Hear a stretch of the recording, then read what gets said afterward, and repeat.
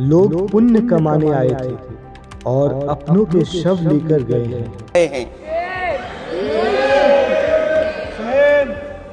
चमत्कारी करिश्मा तो ये हुआ है, श्रद्धालुओं के शव मिल गए थे, पर सरकार मरने वालों की बात स्वीकार नहीं कर रही थी।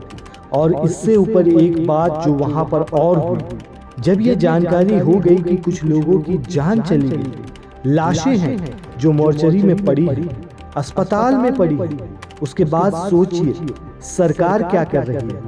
सरकारी हेलीकॉप्टर फूल भरकर डालने का काम कर रहे हैं। ये कहाँ की सनातनी परंपरा है कि कुछ लोगों की जान चली गई, लाशें हैं जो मोर्चरी में पड़ी हैं, अस्पताल में पड़ी हैं। उसके बाद सोचिए सरकार क्या कर रही है, अपने सरकारी हेलीकॉप्टर में फूल भर करके फूलों को डालने का काम किया। सोचिए ये हमारी कहाँ की सनातनी परंपरा है, मैं जानना चाहूंगा। ये सवाल संसद में सांसद अखिलेश यादव ने उठाया है। संसद का बजट सत्र चल रहा है और इसी संसद के बजट सत्र में देश की आर्थिक स्थिति से ज्यादा चर्चा महाकुंभ भगदड़ की हुई है। विपक्ष भगदड़ में मरने वालों की संख्या को लेकर सरकार को लगातार घेर रही है, जिसकी वजह से आज सदन का माहौल काफी गहमा गहमी वाला रहा। वहीं सही आंकड़ों को लेकर सरकार साइलेंट है, जबकि अखिलेश यादव का आरोप है कि सरकार सही आंकड़े छिपा रही है और ना सिर्फ आंकड़े छिपा रही है बल्कि सही मुहूर्त पर संतों के शाही स्नान की जो सनातनी परंपरा चली आ रही है उसको भी योगी सरकार ने तोड़ा है। आपको बता दें कि 29 जनवरी को प्रयागराज के संगम नोच पर भगदड़ मच गई थी। सरकार और प्रशासन का कहना है कि यहाँ सिर्फ और सिर्फ 30 लोग मरे हैं, जबकि विपक्ष का कहना है कि इस हादसे में हजारों लोग मारे गए हैं, जिसे सरकार छिपा रही है। इस दौरान अखिलेश यादव योगी सरकार ही नहीं बल्कि अपने सांसदों पर भी भड़क उठे हैं और अपनों के शव लेकर के गए हैं।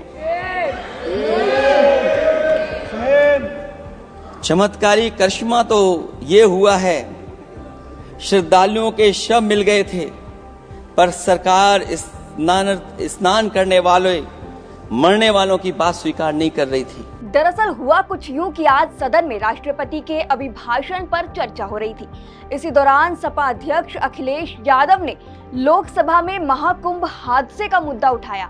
सबसे पहले तो अखिलेश यादव ने महाकुंभ भगदड़ के मृतकों के लिए 2 मिनट के मौन धारण रखने की मांग की। इस पर लोकसभा स्पीकर ओम बिरला ने कहा कि ये मेरा अधिकार है।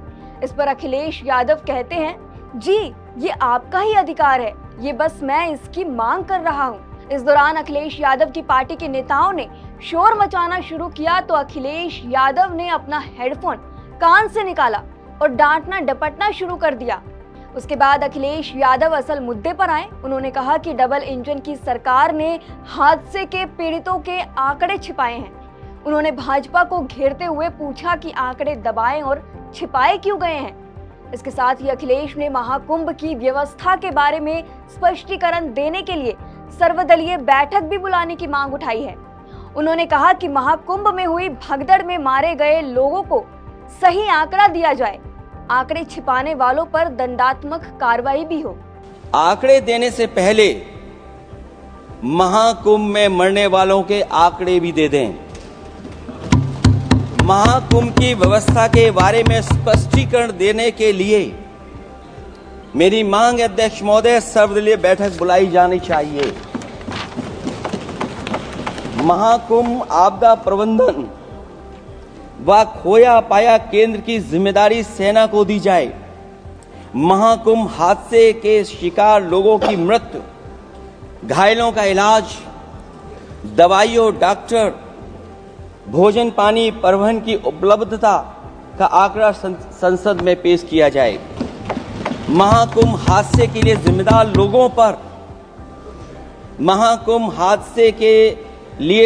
लोगों पर घोर दंडात्मक कार्रवाई हो।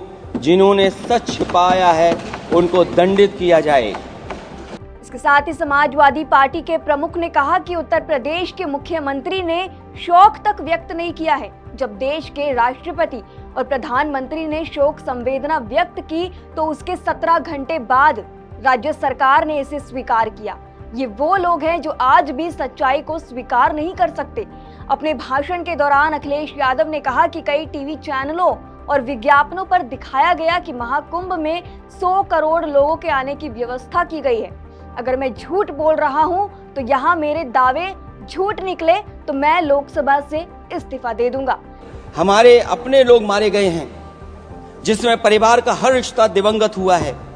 किसी की माता, किसी के पिता, किसी की बहू, किसी की बेटी, किसी का भाई बहन, चाचा चाची, बच्चों के आंकड़े तो अभी तक नदारद हैं। खोया पाया केंद्र ही लोगों को तो नहीं मिल रहा है, जो खोया पाया केंद्र था उसको भी लोग पा नहीं पा रहे, ढूंढ नहीं पा रहे। हमारे उत्तर प्रदेश के मुख्यमंत्री जी ने शोक नहीं प्रकट किया था। जब देश की राष्ट्रपति और प्रधानमंत्री जी ने शोक प्रकट किया, उसके बाद 17 घंटे बाद सरकार ने स्वीकार किया। अध्यक्ष मोदी, ये वो लोग हैं जो आज भी कोई सच्चाई स्वीकार नहीं कर सकते। जी हां, अखिलेश यादव ने शर्त तक लगा दी कि अगर 100 करोड़ लोगों के आने की व्यवस्था वाली बात अगर योगी सरकार की ओर से नहीं की गई है तो वो इस्तीफा दे देंगे। जिस सरकार ने 100 करोड़ लोगों के आने का इंतजाम किया है, और अगर 100 करोड़, अध्यक्ष महोदय, अगर ये बात गलत है तो मैं रिजाइन आपको देना चाहता हूं। अब आते हैं इस मुद्दे पर कि आखिर जो ये भगदड़ हुई, इसमें मौतों के आंकड़ों पर इतना हंगामा क्यों मचा हुआ है? क्या वाकई योगी प्रशासन मौतों का सही आंकड़ा छिपा रही है? सबसे पहले तो हम वो बयान ले लेते हैं जो नेताओं की तरफ से आंकड़े छिपाने पर आए हैं। उत्तर प्रदेश के पूर्व मुख्यमंत्री अखिलेश यादव के मुताबिक अभी भी पुलिस और प्रशासन लोगों को ढूंढ नहीं पाई है। लोग लापता हैं, जिसके बारे में पुलिस कुछ नहीं बता पा रही। पुलिस के लोगों को ही कुछ नहीं पता है, सरकार सच छिपा रही है। तो वहीं कांग्रेस अध्यक्ष मल्लिकार्जुन खड़गे के मुताबिक महाकुंभ में 1000 से ज्यादा लोगों की मौत हुई है। सरकार इससे ध्यान भटका रही है। राज्यसभा में जब जगदीप धनखड़ ने उन्हें टोका तो खड़गे ने कहा कि सही आंकड़ा आप ही बता दीजिए। तो वहीं राज्यसभा सांसद जया बच्चन के मुताबिक महाकुंभ में मरने वाले लोगों को गंगा में बहा दिया गया। सरकार जनता के सामने सच नहीं ला रही है। सरकार आखिर सच क्यों छिपा रही है, ये समझ से परे है। और सबसे शर्मनाक बात जो सांसद यहाँ कह रहे हैं वो ये है कि सरकार ने अब तक सिर्फ महाकुंभ में एक ही जगह पर भगदड़ की बात स्वीकार की है, जबकि जगत गुरु शंकराचार्य अविमुक्तेश्वरानंद ने एक टीवी चैनल से बात करते हुए स्पष्ट किया, ये बताया कि भगदड़ एक जगह नहीं बल्कि 6 जगहों पर हुई थी। उन्होंने एक वरिष्ठ अधिकारी के हवाले से ये भी कहा कि हादसे के बाद प्रशासन की तरफ से मौत को लेकर सिर्फ एक बार ही अपडेट दिया गया है। इसके बाद ना तो कोई प्रेस कॉन्फ्रेंस की गई और ना ही कोई जानकारी दी गई है। सरकार पर इसलिए भी सवाल उठ रहे हैं। वहीं अखिलेश यादव के मुताबिक जब कुंभ में लोग मर रहे थे तब सरकार हेलीकॉप्टर से फूल बरसा रही थी, जो सनातन परंपरा का घोर अपमान है। मुख्यमंत्री योगी आदित्यनाथ के चुप रहने को लेकर भी अखिलेश यादव सवाल उठा रहे हैं कि आखिर क्यों। जैसे ही उनको पता चला कि एक जगह भगदड़ हुई है, इस खबर को सुनने के बाद, लेकिन भगदड़ एक जगह नहीं हुई, कई जगहों पर हुई है, वो उस पर, इन खबरों पर चुप हैं। अगर गलत भी है तो स्पष्टीकरण नहीं दे रहे हैं, जबकि लोगों का दावा है कि भगदड़ सिर्फ एक नहीं कई जगहों पर हुई थी। सवाल इसलिए भी उठ रहे हैं क्योंकि महाकुंभ की तैयारी के वक्त यूपी की सरकार ने 100 करोड़ लोगों को स्नान करवाने की व्यवस्था करने की बात कही थी। ऊपर से 144 साल में होने वाले महाकुंभ वाला प्रचार जो खूब जोरों शोरों से चला, तमाम यूट्यूबर्स, तमाम टीवी चैनलों पर ये चलाया गया कि जो ये महाकुंभ है वो 144 साल में पहली बार हुआ, जिसकी वजह से भीड़ बेतहाशा जुट गई। इसमें भी यूपी सरकार के मंत्री हर राज्यों में जाकर आमंत्रण पत्र बांट रहे थे, लेकिन मौनी अमावस्या के आसपास स्थिति पूरी तरह से चरमरा गई। अखिलेश यादव के मुताबिक पहली बार मौनी अमावस्या के दिन ब्रह्मा मुहूर्त में साधु और सन्यासी स्नान नहीं कर पाए। शंकराचार्य अविमुक्तेश्वरानंद ने भी इसको लेकर सवाल उठाया है, जो सनातन परंपरा के खिलाफ है। शंकराचार्य का कहना है कि जब 100 करोड़ लोगों की व्यवस्था थी तब 10 से 20 करोड़ भी क्यों नहीं संभल पाए। तो वहीं अखिलेश यादव ने लोकसभा में आरोप लगाया कि सरकार प्रचार करती रही, इंतजाम नहीं कर पाई। अखिलेश यादव ने आगे कहा कि न जाने कितनी चप्पलें और कपड़े पड़े थे और उन सबको जेसीबी मशीन से उठाया गया। यही आपका महाकुंभ का आयोजन था। हमारे उत्तर प्रदेश के मुख्यमंत्री ने शोक प्रकट नहीं किया था, जब देश के प्रधानमंत्री और राष्ट्रपति ने शोक व्यक्त किया, उसके 17 घंटे बाद उन्होंने शोक व्यक्त किया। इनका रास्ता क्या है मैं नहीं जानता हूं। महाकुंभ न केवल 144 साल के लिए ये कहा गया, बल्कि ये भी कहा गया कि पहली बार धरती पर इस तरह का डिजिटल और जो आधुनिक चीजें हैं, टेक्नोलॉजी, उसका इस्तेमाल कर करके महाकुंभ होने जा रहा है। सीसीटीवी, ड्रोन, लाइव स्ट्रीमिंग के आधार पर जिनका दावा था कि वो डिजिटल कुंभ करा रहे हैं, वो मृतकों की डिजिट नहीं दे पा रहे हैं। एक तरफ तो जो लोग डिजिटल डिजिटल डिजिटल अध्यक्ष महोदय कहने को थकते नहीं हैं, लेकिन जब कुंभ में इतना बड़ा हादसा हो गया है तो यही सरकार डिजिट नहीं दे पा रही है। तो आप अपने तरफ से जानकारी कर लीजिएगा। हमारे उत्तर प्रदेश के मुख्यमंत्री जी ने शोक नहीं प्रकट किया था। जब देश की राष्ट्रपति और प्रधानमंत्री जी ने शोक प्रकट किया, उसके बाद 17 घंटे बाद सरकार ने स्वीकार किया। अध्यक्ष मोदी, ये वो लोग हैं जो आज भी कोई सच्चाई स्वीकार नहीं कर सकते।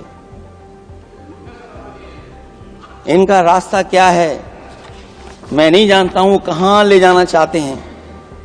लेकिन जब अध्यक्ष महोदय, मैंने अभिभाषण पढ़ा है राष्ट्रपति महोदया का, तो वही पुरानी बातें।